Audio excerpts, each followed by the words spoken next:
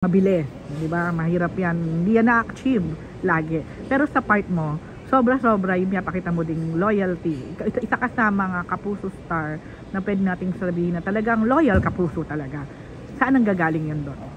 Noon pa, yun ang isa sa mga mahalagang values, isa sa mga values and principles na itinuro sa akin ng aking mga magulang kahit noon pa lang. You know, the value and principle of integrity, di ba? Ng resilience, ng disiplina, at nandun yung loyalty. Hindi mawawala yung loyalty. At alam ko yon dahil nakikita ko sa mga magulang ko yon. Kung ano yung ginagawa nila, syempre, nai-inspire kami. Ganon din ang ginagawa namin sa aming tahanan. And ganon din naman kasi yung pinakita sa akin dito sa GMA magmula nung nag-umpisa ako. That's how they treat their partners, their talents. So, para sa akin, yun din ang ibibigay ko sa kanila. Malaking bagay ba na si Marian ay kapuso rin? Oh, sa yes, mga decision definitely. mo na yan?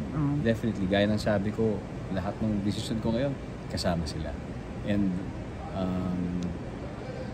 you know, bilang tahanan namin ang GMA, tahanan ko ang GMA, malaking, syempre, dito ko rin nakilala yung mapapangasawa ko.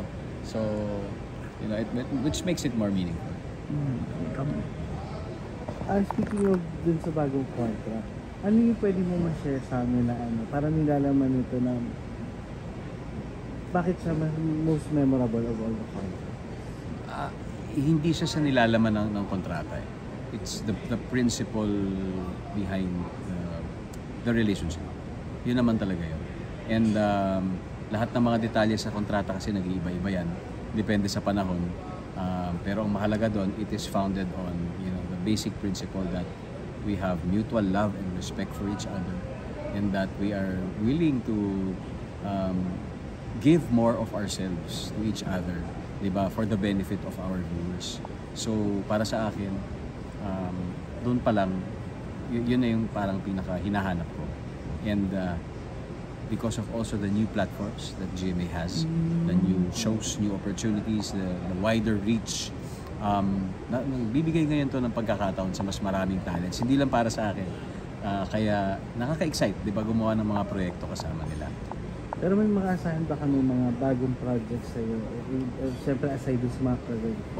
So una siyempre yung sana yung mga existing like Family Feud, Amazing Earth.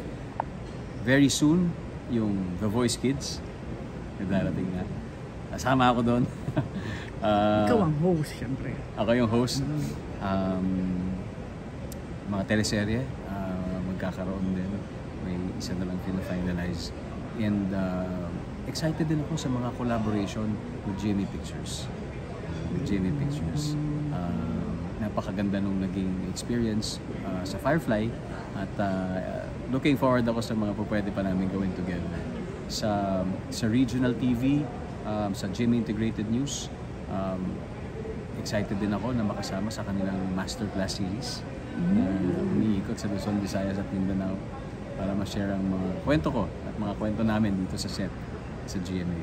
So, yun ang mga iba. You know, just really some of the projects na pwede mangyari in the near future. Okay. Pero personally ba may parang special request for this time? Alam mo, sa pagsabi mo, a special request, parang depende naman din yan sa idea, sa concept. So, nabanggit ko yung halimbawa yung GMA Pictures, diba? Excited ako sa mga collaboration in terms of not just me being an actor but also in co-production. Kasi nabuksan na rin nila yung pinto sa Agosto 2 sa Jose Marias Bougainvillea dahil nag-partner kami doon. So, doon din ako excited na magkaroon din ng mga ganong klaseng shows which Agosto 2 can co-produce with GMA. Excited ako doon. Dong, sa dami na nagawa mong characters, genre na rin, ano pa ang gusto mong gawin? Being a kapuso. Kilala ka na at award-winning host ka na, actor. singer, dancer. Hindi, di ba? Napakarami na. Kahit bilang host, yung variety ng pagiging host, nagawa mo na rin. Ano pa ang nakikita mo? O ano pa yung parang, kung may hungriness ka man, saan to? Yung hungriness ngayon ay doon na lang sa pag-improve sa kung ano meron. Kasi hindi mo naman magagawa rin lahat. Sa totoo lang, wala man ako naiisip na gusto ko pang gawin. Kumbaga, more than satisfied ako sa kung ano mang binibigay sa akin trabaho or tungkulin. Pero kung ano man ibigay sa akin, ang goal naman is to just constantly improve. Para, kasi I also owe it to the audience, I also owe it to myself. Para merong growth, di ba? Yun naman ang gusto natin. Parating mas bumubuti yung ginagawa mo at mas na-appreciate ka ng mga tao. Sa movie kasi nagtambal na uli kayo ni Marian. Ngayon ba sa teleserye may chance na mapanood kayo muli dito sa GMA? Wow. Sana. Hindi ba to kasama sa bagong Parati kontrata? ko sinasabi, nung ginagawa nga namin yung movie, naku, na-miss kong katrabaho yung asawa ko. Tapos ilang buwan pa lang pagkatapos, na-miss ko na naman siyang katrabaho. Kahit kasama ko siya sa Bonggang Villa, di ba, kakatapos lang namin. And pagdating sa isang teleserye, so we'll see. Kung naging posible yun, bakit hindi? Nabanggit mo kanina yung collab with GMA Pictures. This year ba may aasahan kami na movie ni Dong aside dun sa ginagawa niya ni Miss Charo?